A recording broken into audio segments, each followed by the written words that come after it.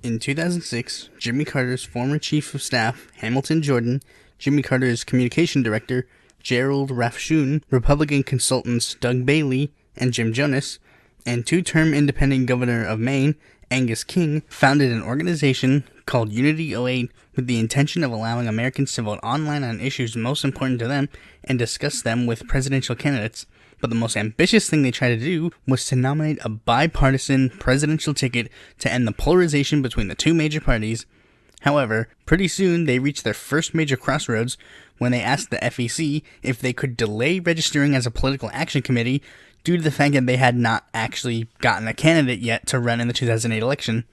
To which the FEC responded with a statement saying, Unity 08 must register as a political action committee and therefore is subject to the reporting requirements and limitations and prohibitions. Eventually, Unity 08 got their own celebrity spokesman in actor Sam Waterston.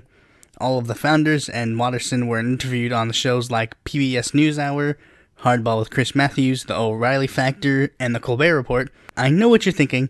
Yeah, all this stuff is nice, but what about the actual candidates, like who's actually running with them? Well, they knew they needed an appealing candidate at the center of it to succeed in its ambitions, and three possible contenders were considered for the nomination. First was former Senator of Georgia, Sam Nunn, but he endorsed Obama.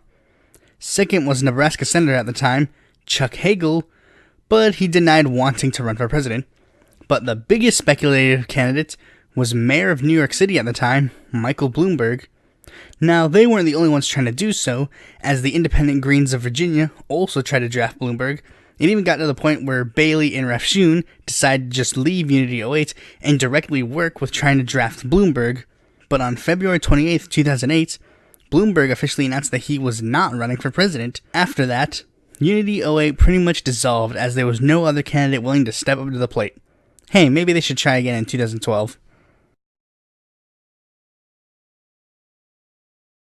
On April 6, 2010, businessman Peter Ackerman and political activist Khalil Bird, alongside former Unity 08 members, created a new organization with similar intentions called Americans Elect. They began recruiting delegates in July of 2011.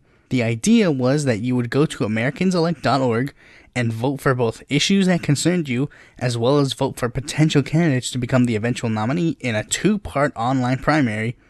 The only stipulation in regards to using and drafting candidates was that you had to be a registered voter of the U.S. No particular ideology or voting record required, as they were officially a nonpartisan organization, albeit with centrist-minded ambitions. They managed to get on the ballot in 29 states, making them the fifth largest party behind the Democrats, Republicans, Libertarians, and Greens. Drafting for candidates began on February 1st, 2012.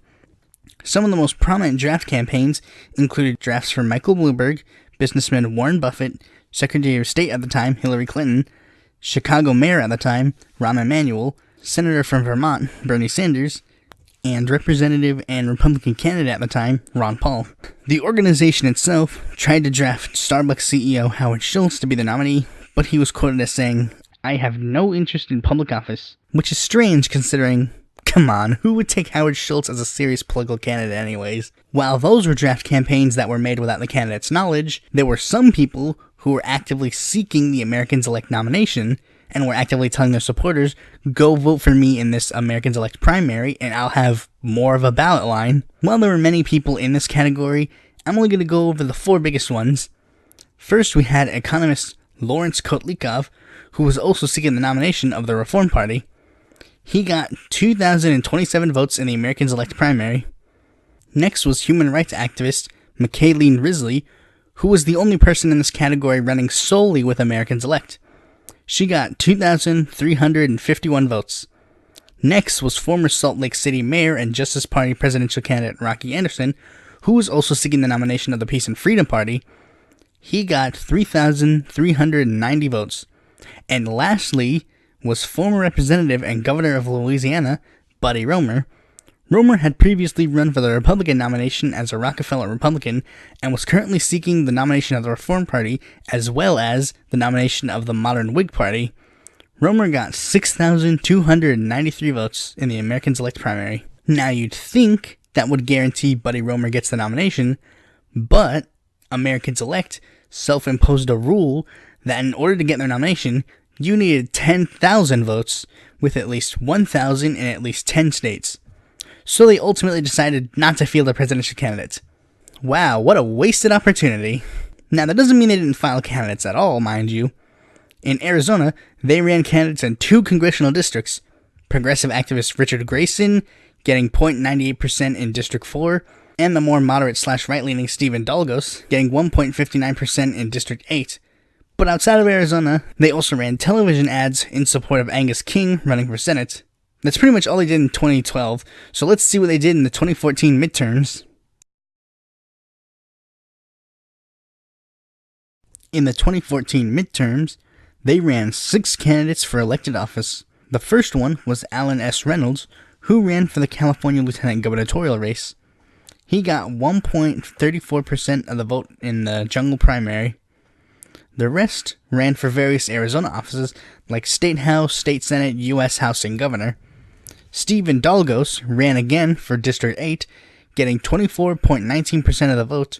Perennial progressive candidate Rebecca DeWitt getting 5.33% of the vote in District 7, and Paleoconservative conservative activist and minor Americans Elect presidential candidate John Lewis Mueller, who got 1.02% of the vote in the gubernatorial race. But as you can see, none of these candidates won, so Americans Elect formally chose to disband, and for the 2016 election, the founders of the organization chose to forego any presidential runs to instead focus on a new organization called Level the Playing Field, which is focused on bringing third-party candidates into the debate stage. But that's all we really have on this little political experiment. Maybe they'll try again in 2020. Thanks for watching this video. Be sure to like, comment, subscribe, and click that bell to be notified when a future video of mine comes out. And if you're interested in more political content from me, you can go to my website or follow me on Facebook, Twitter, or Quora, or check out my articles on the Independent Political Report.